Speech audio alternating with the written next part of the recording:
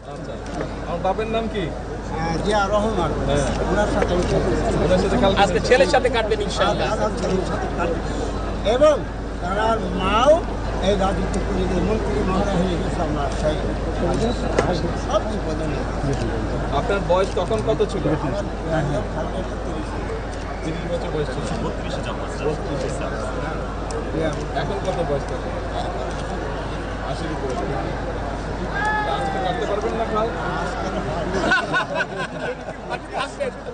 থাকবেন না বলছেন, দোয়া করবেন আমাকে। বলছেন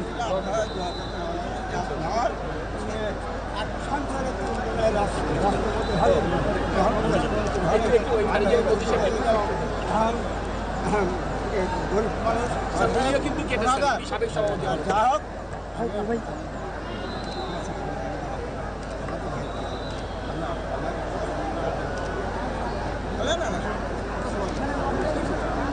আপনি আমার সহযোগিতা কাছে